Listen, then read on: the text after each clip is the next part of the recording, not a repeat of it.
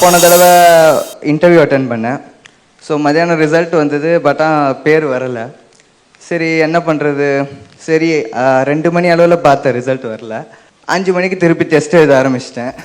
யூபிஎஸ்சிக்காக ரொம்ப கடினமாக உழைச்சிருக்காங்க, அது கூட பலன் கிடைச்சிது.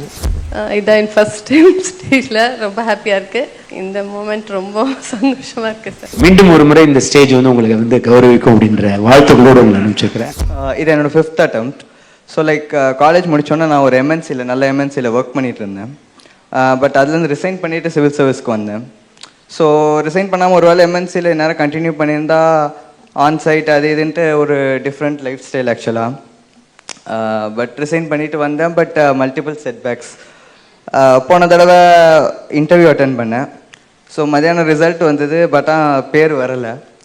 சரி என்ன பண்ணுறது, சரி 2 மணி அளவில் பார்த்தேன், ரிசல்ட் வரல. 5 மணிக்கு திருப்பி டெஸ்ட் எழுத ஆரம்பிச்சிட்டேன். ஸோ அந்த ரெசிலியன்ஸ் தான் இன்னைக்கு இங்கே நிற்க ஹெல்ப் பண்ணியிருக்கு.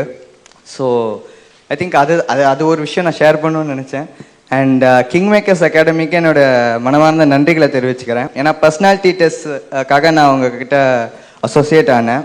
ஸோ இங்கே இருக்க எல்லா டிக்னிட்டரிஸோட ஆன்லைன் செஷன்ஸ் எல்லாமே நான் அட்டென்ட் பண்ணியிருக்கேன். ஸோ ஒரு டவுட்டு எதுனா கேட்கணுன்னா அதை ரொம்ப க்ளீனாக காம்ப்ரஹென்சிவாக எக்ஸ்பிளைன் பண்ணுவாங்க. ஏன்னா அவங்க அவ்வளோ ஹை பொசிஷன் இருந்தால் கூட ஒரு சிலி டவுட்டாக இருந்தால் கூட அப்படியெல்லாம் இல்லை, எல்லாத்துக்குமே ஆன்சர் பண்ணி அந்த ஒரு நல்ல ஒரு இன்சைட்ஸ் கிடைச்ச தொட்டு ஸ்கோரை இம்ப்ரூவ் பண்ணி இன்றைக்கி ரேங்க் வந்திருக்கு.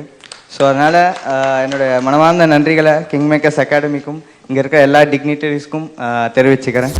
இதான் என் ஃபர்ஸ்ட் டைம் ஸ்டேஜில் ரொம்ப ஹாப்பியாக இருக்குது எல்லாருக்கும். பட் ரொம்ப ஹார்ட் ஒர்க் பண்ணியிருக்காங்க, எல்லா பசங்களும் பண்ணியிருப்பாங்க. இந்த மூமெண்ட் ரொம்ப சந்தோஷமாக இருக்குது சார். ரொம்ப தேங்க்யூ. யூபிஎஸ்சிக்காக ரொம்ப கடினமாக உழைச்சிருக்காங்க, அது கூட பலன் கிடைச்சிது. கடவுளுக்கு நன்றி. நீங்கள்லாம் கைட் பண்ணதுக்கு ரொம்ப சந்தோஷம்.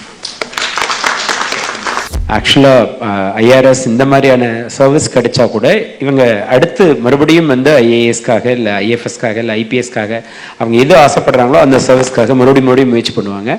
ஸோ மீண்டும் ஒரு முறை இந்த ஸ்டேஜ் உங்களுக்கு கௌரவிக்கும் அப்படின்ற வாழ்த்துக்களோடு உங்களை அனுப்பிச்சிருக்கிறேன்.